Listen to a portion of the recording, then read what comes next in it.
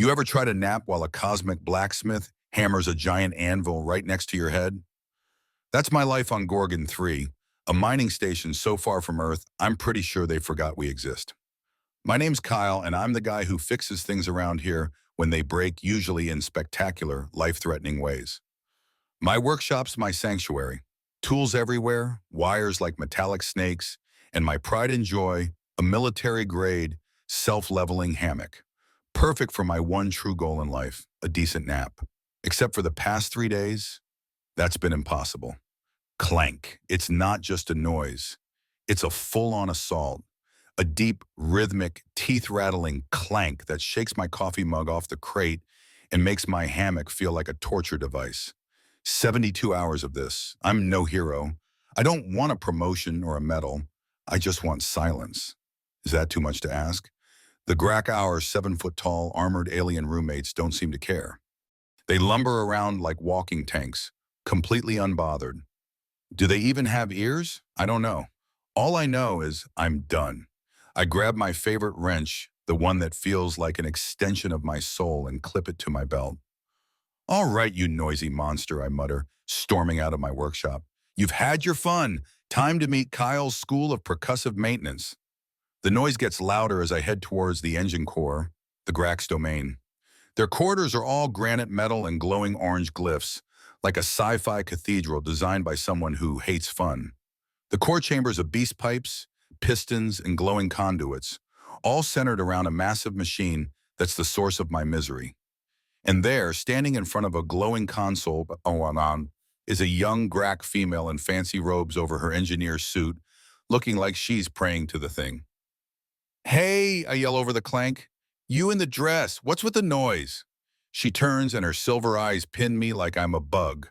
Human technician, she says, like she's naming a particularly annoying pest. You are not permitted here during a rite. A rite? This racket's been going for 3 days. I wave my wrench at the machine. It sounds like someone's throwing a toolbox down a staircase. Her face hardens. I am Engine Priestess Zana, she says, like it's supposed to impress me. This is the rite of energy blessing. My first as leader. That sound is the guiding melody, the sacred voice of the great machine. Its frequency must align before the blessing begins. Melody? I snort. It's a broken piston. You don't write songs about broken pistons, lady.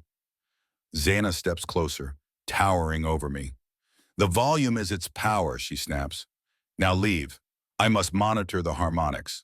Harmonics, right. I've heard better harmonics from a malfunctioning air recycler. She turns back to her console, dismissing me like I'm yesterday's trash. I give her a mock salute she doesn't see. Fine, carry on with your sacred noise complaint, I say, stomping off. But I'm not going back to my workshop. Oh no, I've got a plan. I duck behind a giant power conduit, out of sight. Zana's too busy worshiping her console to notice, and the Grak guards at the entrance are more statue than soldier. Nobody's watching the machine. Perfect. I sneak up to the beast, the clank so loud it's rattling my bones. Up close, it's a maze of pipes and pistons, but I'm not here for the fancy stuff. I'm looking for the problem. And there it is, a massive bolt on a piston, wobbling just enough to slam the components together every cycle. Classic loose fitting, child's play. Grinning, I fit my wrench around the bolt. It's huge, like a dinner plate, but I'm stubborn. I plant my feet, lean in, and push with everything I've got. The bolt groans, then turns. I keep going, muscles burning. Screek! The sound's like a banshee getting a root canal. Zana spins around, eyes wide. The guards jolt, hands on weapons, and then silence. Beautiful, perfect silence. The machine hums quietly like it's thanking me. I step back, wiping sweat off my face. There, I say, grinning like an idiot. Fixed. Nap time, here I come. Then the room explodes in red light. A screaming alarm way worse than the clanking blares through the chamber. I freeze. What now? Did I fix it too well? The doors hiss open and in walks Warlord Crom, a 7-foot wall of armor and rage. His eyes burn into me like I just kicked his puppy. What have you done? He roars, shaking the floor. I hold up my wrench like it's a peace offering. I fixed it. The noise is gone. You're welcome. Zana shoves past him, sprinting to her console. Her fingers fly over the screen, and her face goes pale. The resonance cascade. It's collapsed, she whispers, horrified. She spins on me, her voice a shriek. You idiot! You didn't fix it. You killed it. Killed what? I back up, bumping into a pipe. It was a loose bolt. I tightened it. That's what you do. That bolt was the oscillator, Zaina snaps, slamming her fist on the console. Its vibration was the guiding melody. The heart of the right. You've crippled our fleet. Crom looms over me, his voice a low growl. You silenced the sacred voice. You desecrated our great machine. Oh no. It hits me like a freight train. That clanking wasn't a glitch. It was their religion.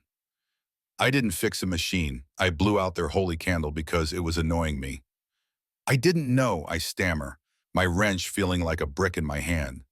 Ignorance is no excuse, Crom says, pointing a massive finger at me. You will answer for this. Before I can argue, two guards grab my arms, lifting me like a rag doll. As they drag me out, I catch Zaina's glare-cold, furious, and promising pain. My wrench hits the floor with a sad clang. So much for that nap. The Grak warriors didn't exactly walk me to my next appointment. It was more of a high-speed, human bowling situation with me as the ball. They shoved me through a series of imposing metal corridors until we reached a final massive door. It hissed open to reveal a room that screamed, "You are in very big trouble." It was a vast, circular chamber, dark and cold. In the center was a single chair. Not a comfortable chair. It was the kind of chair you see in spy movies right before the villain pushes a button that activates a laser. Facing it was a long, curved table where Warlord Crom sat like a king on his throne. Zana was next to him, her face still a mask of cold fury, along with a couple of other Grak elders who looked like they hadn't smiled since their species was invented. I was unceremoniously deposited into the chair. It was definitely as uncomfortable as it looked. Crom leaned forward, his massive, armored hands clasped on the table. The silence in the room was so thick I could feel it pressing on me. "Technician Kyle of Earth," he finally boomed, and the echo alone was enough to shake the dust from the ceiling. "You stand accused of silencing the great machine, an act of supreme desecration." Accused of what, I thought? Wanting a nap? Is that a galactic crime now? Before I could offer a witty retort that would probably get me killed, Zana stood up. "The guiding melody was not just a sound, human," she said, her voice cutting through the air like a shard of glass. "It was a resonance frequency, a specific calibrated vibration that excites the core crystals, allowing them to generate a surplus of what we call echo energy." "Okay," I said, trying to sound reasonable. "And I'm sorry about your echo energy, but—" "You will be," she snapped. "Without that energy, our fleet cannot complete its power cycle. Our reserve tanks are empty. Our shields are at minimum. Our primary weapons are inert." She leaned forward, her silver eyes burning holes in me. "You haven't just disrupted a right, you have crippled our operational capacity. You have left us defenseless." "Okay, that's bad. That's definitely worse than just ruining a party." My internal uh-oh meter, which was already flashing red, just broke. "Look," I said, my hands up in a gesture of surrender. "I am genuinely, from the bottom of my heart, sorry about crippling your fleet. But you have to see this from my perspective. Where I'm from, a billion-ton machine making a loud, rhythmic clanking noise is what we call a bomb in progress. You don't worship it, you run away from it. Or if you're me, you tighten the damn bolt." "Your ways are not our ways," Crom growled. "Your reckless ignorance has endangered us all. By law, your life is forfeit." I swallowed hard. "Right. So, why am I still here? Not that I'm complaining, I'm a big fan of being alive." Crom's massive head tilted. "Because your action, while blasphemous, was unprecedented. You interacted with the great machine in a way no Grak has in generations. It is a 1 in a million possibility that the machine itself allowed your interference. As a test we do not yet understand." Right, I thought. The all-powerful machine god wanted the lazy human with a wrench to fix it. Makes perfect sense. Therefore, you will not be executed, Zaina declared, stepping forward. Not yet. You will be given a chance to atone for your crime. You must prove you are worthy of touching the great machine again. You will undergo the trials of restoration. I blinked. Trials? You're kidding me. I looked around at the stone-faced aliens. No one was laughing. Okay, not kidding. So what are we talking about here? A pop quiz? A 5-page essay on why I'm a very naughty boy? Zana's expression was dead serious. They are practical tests. First, you must pacify the weeping caverns where the machine sheds its sorrowful coolant. Weeping caverns, I thought. Sounds dramatic. Probably just some leaky pipes. Then, she continued, you must bring order to the gauntlet of Cain, where the machine's unbalanced energy throws its burdens about. It's just gauntlet of chaos, right. I bet that's just a fancy name for that broken conveyor belt I saw last week. These are not metaphors, human, Crom warned, his voice low and dangerous. They are real and they are deadly. Succeed, and you will earn the privilege of attempting to restore the great machine. Fail, and we will cleanse your insolence from this station, along with your insignificant life. Do you understand? I looked at their faces. There was no room for negotiation here. This was happening. My brilliant plan to get some sleep had turned into a life-or-death alien game show. There was only one possible answer. I let out a long, defeated sigh and slumped in the chair. Yeah, I said, trials, leaky pipes, and flying boxes. To prove I'm sorry for fixing your holy noisemaker. Got it. I looked up, trying to inject a little bit of my old swagger into my voice. So when do I start? Might as well get this over with. The sooner I finish, the sooner I can get back to my hammock, assuming I still have a head. My grand reward for not being immediately shot into the cold, unforgiving vacuum of space was a new outfit. It was a bulky, oversized protective suit that smelled like ozone in disappointment.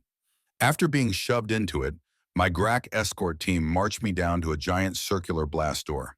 One of them pressed a hand to a panel, and the door ground open like it was complaining about having to get up in the morning. A wave of hot, chemical-smelling steam hit me in the face. From the darkness came the sound of 1,000 leaky faucets playing a symphony of failure. Plink, drip, plink, splash. The weeping caverns, one of my guards rumbled, giving me a shove that sent me stumbling over the threshold. You will pacify the machine's sorrow. Do not fail. The door slammed shut behind me, and I was left alone in what looked like a plumber's worst nightmare. The place was huge, a multi-level maze of pipes the size of shuttle buses, and every single one of them seemed to be leaking a nasty, glowing green coolant that sizzled and steamed wherever it landed. And then I saw them, and I had to stop myself from laughing out loud. A dozen of the GRAC's finest warriors, decked out in full armor, were scattered throughout the cavern, and they were catching the drips, in buckets. Not just any buckets either. These were ornate, ceremonial-looking buckets, probably blessed by Zaina herself. They'd stand under a leak until the bucket was full, then solemnly carry it over to a giant vat and pour it out.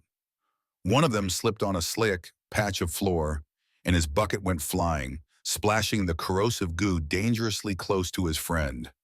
You have got to be kidding me, I said, my voice echoing in my helmet. This is the rite of pacification, human.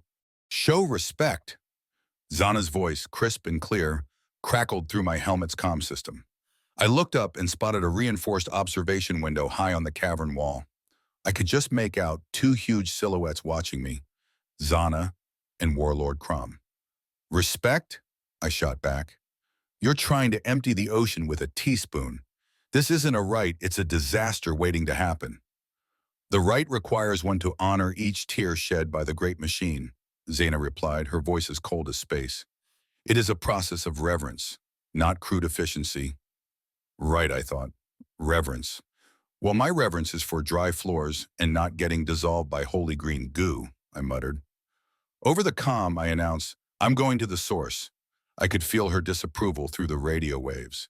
The source is not part of the rite, she warned. Then your rite is stupid, I said, and started walking. I ignored the GRAC in their sacred bucket brigade and headed deeper into the maze. The catwalks were slick, and I had to duck under vents of searing hot steam that, I'm sure, were also holy in some way. After about 20 minutes of climbing and trying not to fall into a puddle of sacred sorrow, I found it, the heart of the plumbing network. And right in the middle of it all was a master valve wheel, 2 meters wide and crusted with rust-colored gunk. It looked like it hadn't been turned since the universe was a baby. Found your problem, I panted into the comm. I grabbed the wheel with both hands and heaved. Nothing. It was frozen solid. It seems the machine does not wish for you to interfere, Zaina's voice said, and I could hear the smug satisfaction in it. The machine doesn't have to work in these conditions, I grunted back. I looked around and spotted a loose length of pipe on the floor. A grin spread across my face.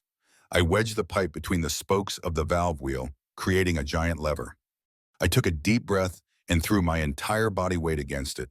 There was a horrible groaning sound, a shriek of tortured metal, and then a loud crack. The valve broke free. I pushed with all my might, and the giant wheel began to turn. A deep thunk echoed through the caverns as the valve seated, and the flow of coolant stopped. The constant dripping slowed to a trickle, and then silence. I walked back the way I came, stopping at the worst of the leaks. I pulled a roll of thick, metallic tape from my tool belt. "What is that primitive material?" Zana asked over the comm, her voice laced with suspicion. "It's called omni-sealant tape," I said as I wiped a section of pipe clean. "It seals things. I know, it's a revolutionary concept." I slapped a wide strip over the crack. The last few drops of coolant stopped. The seal was perfect. I did it a few more times for good measure. Then I walked to the center of the now quiet chamber, put my hands on my hips, and looked up at the observation window. "There," I said into the comm, pacified, "the machine's done crying." The silence on the other end was deafening. I imagined Crom and Xana just staring at each other, their minds completely blown by the concept of duct tape.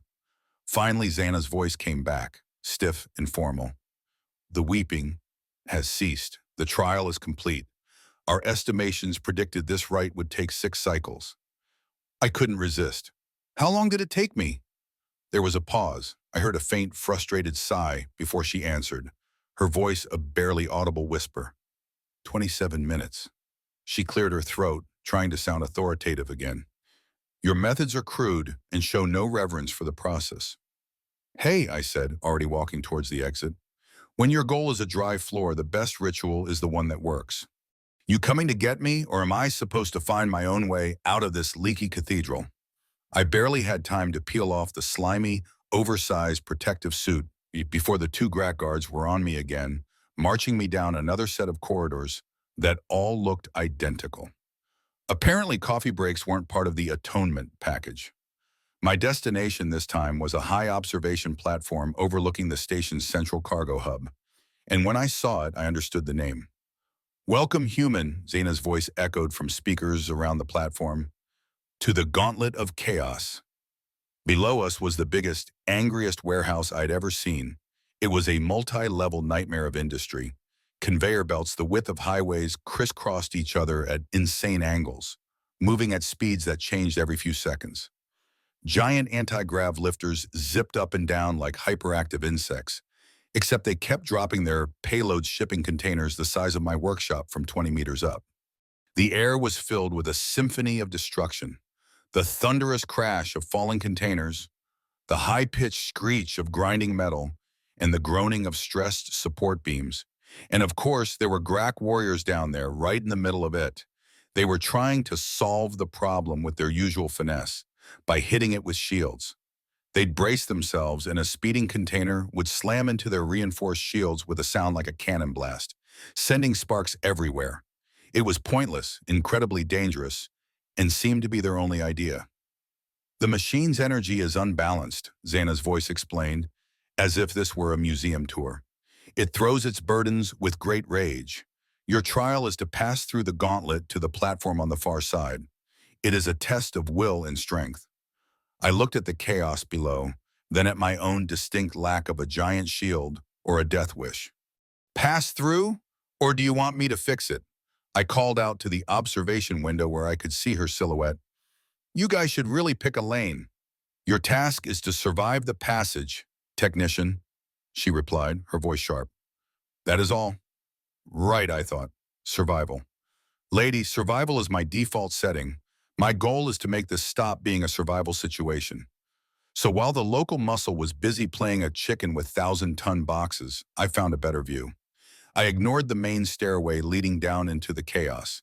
Instead, I hopped the railing and dropped onto a thick support girder running along the wall. From up here, I could see the whole system. And it wasn't just random chaos. It was a pattern, a broken rhythm, like watching a clock with a busted gear. It was predictable if you knew what to look for. My target was a small, dusty control booth built into the far wall, high above the mess. The lights were out. Of course they were. Getting there was the fun part. I started moving, a quick sprint across a wide beam here, a balanced walk along a pipe there. A crate the size of a shuttle bus shot past my head. So close I felt the wind from it. Note to self, I panted, pressing myself against the wall. Ask for hazard pay. I reached a gap, too wide to jump. Below me, a conveyor belt was carrying heavy metal plates, but it kept lurching, stopping, and starting. I timed it, watched the pattern. Lurch, stop, lurch, stop. On the third stop, I jumped, landing on the belt. It immediately lurched forward, nearly throwing me off. I surfed the moving belt for about 50 meters, then leapt off onto another maintenance platform just as the belt shuddered to a violent halt. The control booth was close now, but the only way to it was an access ladder on the other side of a major transport lane. This was the most dangerous part. I watched the flow of crates looking for my opening, and then I saw it. A large, flat, empty container, moving slower than the rest. It was a risk, but it was a calculated one. I took a running start and jumped, landing hard on its metal surface. I was now riding a piece of the storm. The ride was shaky, but it took me right where I needed to go. As my makeshift taxi passed under the control booth, I reached up, grabbed the bottom rung of the ladder, and pulled myself clear. Not a moment too soon. A huge magnetic crane arm swung down, grabbed my container, and violently flung it into a recycling chute. I didn't watch it go. I scrambled up the ladder and kicked the control booth door open. It was exactly as I expected, dusty, neglected, and smelling of burnt wiring. I ignored the dead console and went straight for the big maintenance panel on the wall. I jammed my crowbar into the seam and pried it open with a loud groan of metal. And there was the heart of the problem, not some complex software bug. It was a beautiful, simple physical flaw. A massive, toothy regulating gear had jumped its track by a single notch. It was grinding against the housing, sending frantic, contradictory signals to the entire system. It was a machine having a seizure. There you are, I grinned. I wedged the crowbar in deep, found my leverage, and pushed. The metal shrieked. I put my back into it. Pop! With a jolt that shook the whole booth, the gear snapped back into its proper place. And just like that, the storm stopped. The violent crashing and grinding from outside ceased, replaced by the gentle, rhythmic hum of a system working in perfect harmony. The conveyor belts all slowed to a uniform, graceful speed. The anti-grav lifters moved like ballerinas, smoothly carrying their cargo to their designated spots. I leaned against the wall, panting, sweat dripping down my face. I keyed my comm. Okay, I said, my voice tired but smug. Chaos, ordered. You got any other trials for me, or are we done playing Fix the Universe for the day? In the observation room, Crom was staring, his mouth slightly agape. Zana wasn't looking at the now peaceful cargo bay. Her eyes were glued to a secondary monitor displaying the system's mechanical schematics, her mind replaying my journey, my diagnosis, my single, decisive action. Crom finally found his voice. His methods are strange. Zaina shook her head slowly, a look of dawning revelation on her face. Her voice was quiet, filled with a new and unsettling understanding. He didn't fight its rage, Warlord, she said. He found its pain. She looked up, her gaze distant and thoughtful. He treated it like a machine, not a god.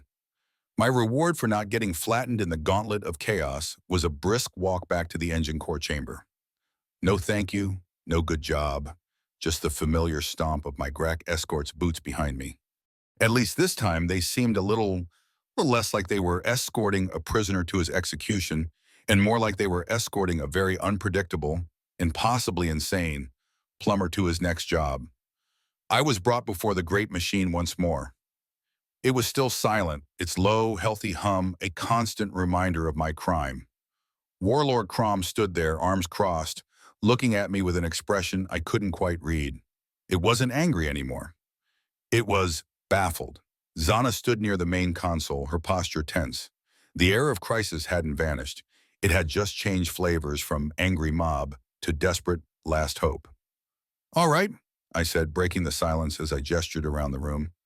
"Leaky pipes are dry, flying boxes are flying straight. That's 2 for 2. I passed the tests. Can I please have my hammock back now? My back is starting to kill me." Crom grunted, a sound I was beginning to interpret as his version of, "I don't know, ask the smart one." He nodded toward Zaina. Clearly, she was in charge now. She stepped forward, her silver eyes locking onto mine. The fire was gone, replaced by an intense, analytical focus.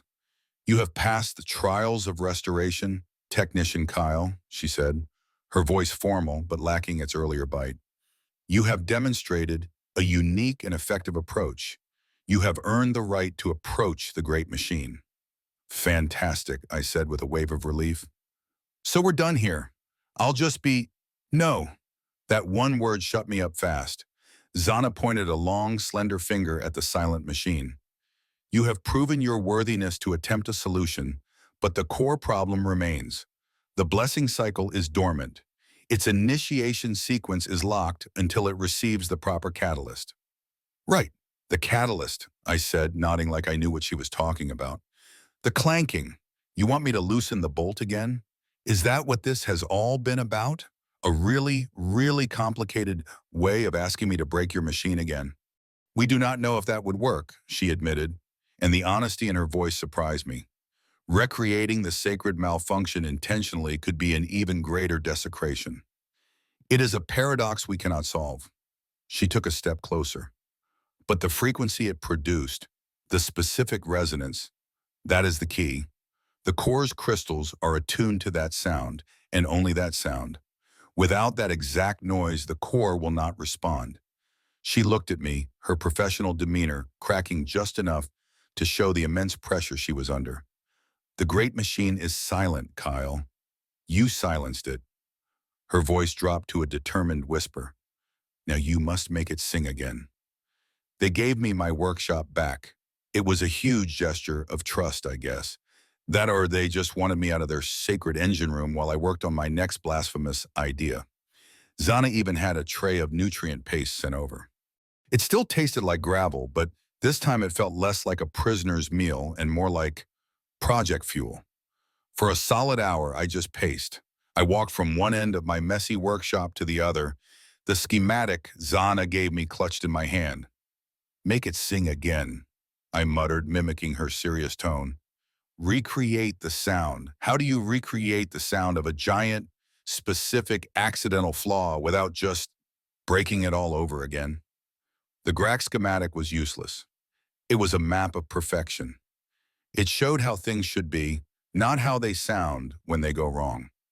It had no answers for me. In frustration, I threw the data pad onto my workbench. It skidded and came to a stop right next to my personal pile of junk, a glorious collection of broken, discarded parts from old human ships. A busted servo motor, a dented pipe, a cracked generator casing, a monument to glorious imperfection. I stared at the pile of junk. Then I looked at the perfect schematic on the datapad. Junk perfection. A slow grin spread across my face. It was so stupidly simple. They don't care how the sausage is made, I thought, a chuckle bubbling up. They just care about the taste. Or in this case, the sound. They didn't need the sacred malfunction. They just needed the sacred noise. My exhaustion vanished, replaced by the familiar, exciting buzz of a new project. I wasn't an accused criminal anymore. I was a craftsman in his workshop, about to build something truly ridiculous. The silence of my workshop was soon filled with the hiss of a plasma welder and the whine of a power drill. I wasn't fixing, I was creating. I grabbed the busted servo motor from the junk pile. It was useless for its original purpose, but its gears could still turn. Perfect. I found the dented pipe and sawed off a short, heavy section. Then I dug out a heavy metal base plate I'd saved from a decommissioned security turret. I worked with a kind of focused joy I hadn't felt in months. This was my language. Not prayers, not rituals, just nuts, bolts, and a healthy dose of, let's see if this works. I welded the servo to the base plate. I attached a sturdy metal arm to its main rotor. And at the end of the arm, I fastened the heavy pipe section, making it look like a crude robotic hammer. A few more wires, a connection to a portable power cell, and a simple timing circuit I ripped out of an old food dispenser, and it was done. As I was making the final adjustments, I sensed I wasn't alone. I looked up and saw Zaina standing in the open doorway, drawn by the sounds of my work. She watched me, her head tilted, her silver eyes filled with a powerful curiosity. She looked at my strange, ugly creation. I wiped the grease from my hands onto a rag, stepped back, and admired my handiwork. It was probably the dumbest, most low-tech thing on this entire station. And it was beautiful. I turned and caught Zana's eye. I just grinned. Showtime. Wheeling my sacred noisemaker 2.0 through the GRAC corridors was an experience. The massive warriors would stop and stare as I passed, their expressions a hilarious mix of contempt for my ugly machine and a new, grudging respect for the guy who tamed the gauntlet. They parted before me like the Red Sea, clearing a path to the engine core. I felt like a king on a parade float made of garbage. The chamber was exactly as I'd left it. Silent, intense. Crom stood with his arms crossed, looking like he was personally ready to wrestle the machine if my plan failed. Zana was by her console, her face tight with anxiety. This was it, the final exam. I found a nice flat spot on the floor, a respectful distance from the great machine. I plugged my contraption into a nearby power socket, the motion as mundane as plugging in a vacuum cleaner. I gave Zaina a quick nod and a thumbs up. She did not return the gesture. All right, everyone, stand back, I announced to the room. High-tech experimental procedure in progress. I flipped the switch, the servo motor whirred to life. The arm swung up, paused for a beat, and came down hard on the metal plate. Clank, the sound was sharp and clear, echoing in the vast, silent chamber. It was a good, solid, honest clank. The arm rose again. Clank. It was perfectly rhythmic, a steady, predictable heartbeat in the quiet room. I looked over at Warlord Crom. His skeptical glare faltered. His lips twitched. Then a low rumble started in his eyes, and he erupted in a bellowing laugh that shook the entire chamber. Ha! Ha ha ha! The human, he roared, pointing at my machine. He didn't fix the great machine. He built it a pet. A noisy, loyal pet to sing for it. The other GRAC warriors, seeing their leader's approval, let out a few chuckles of their own. But I wasn't watching them. I was watching Zana. She wasn't laughing. She was all business. She held her sophisticated scanner, pointing it directly at my clanking contraption. Her silver eyes were narrowed in concentration, her brow furrowed as she analyzed the data scrolling across her device's screen. The fate of my head, my hammock, and the GRAC fleet all depended on what that little box told her. The tension in the room snapped back, thick and heavy. She lowered the scanner, her eyes wide. She looked at the screen, then back at my machine, then at the screen again. I saw her swallow. The frequency, she said, her voice filled with disbelief. She looked up, her gaze locking with mine. It's 9.8% identical to the guiding melody's peak resonance. Crom stopped laughing. But, Zana continued, taking a step closer to my machine, her voice filled with a new and profound sense of awe. The wave pattern, it's perfect. There's no deviation, no harmonic flutter. She looked at me, her mind clearly blown. It is more stable than the sacred malfunction ever was. She turned away from me and faced the great machine, her voice ringing out with a new power and authority. The guiding melody has returned. The key is pure, the path is clear, the blessing cycle may now begin. As if answering her call, the lights on the great machine began to pulse softly, a warm orange glow spreading across its surface. They pulsed in perfect time with the steady clank, clank, clank of my ridiculous machine. A deep, powerful hum rose from the core, a sound of immense power awakening. The air grew warm. The blessing cycle had begun. I looked at the Grack, their faces filled with pure, unadulterated awe. Huh, I thought to myself, a tired, smug grin spreading across my face. I'll be damned, it actually worked. The blessing right thing was a huge success. The Grack fleet was fully powered, the station was humming with echo energy, and everyone was in a great mood, which for me was great news because it meant they weren't going to space me. They even held a small ceremony for me. Warlord Crom stood before a gathering of warriors and formally gave me a new title, Ritual Reformer. Sounds like a job with way too much paperwork, I thought, while trying to look grateful. Just give me the hammock. And they did. After Crom finished his booming speech about my unconventional but effective heresy, two warriors brought out my prize. It was a top-of-the-line Grack military hammock woven from some kind of black, self-warming, zero-gravity fiber. It was the most beautiful thing I had ever seen. I found a quiet corner in a cargo bay, far from any giant, noisy machines, and began to set it up. This was it, the culmination of my epic journey, the final reward. They have given you a title. I turned. Zana was approaching, her formal robes gone, replaced by her practical engineer's suit. She looked different, relaxed. Ritual reformer, I said with a snort as I tightened a strap on the hammock. I just wanted a nap. They can call me His Royal Highness of Hammocks, for all I care, as long as I get to sleep in this thing.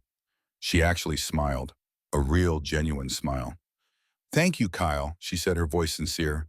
You did more than save my ceremony. You taught us something important. We believed that perfection was the only path.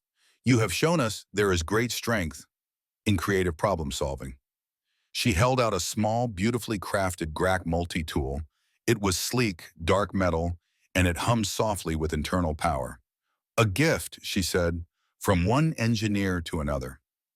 I took it, admiring the weight and craftsmanship. It was a serious piece of gear. Thanks, Zana, I appreciate it. I gave the hammock a final satisfying pat. It was perfect. My quest for silence was finally, truly over.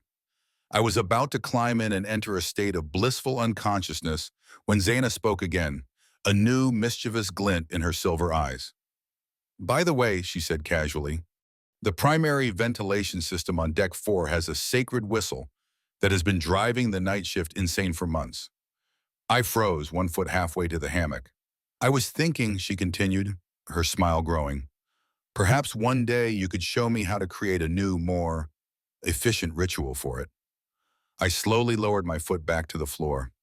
I looked at my perfect, beautiful, inviting hammock. Then I looked at the hopeful, curious face of my new alien friend. I let out a long, heavy sigh. My quiet life was officially over.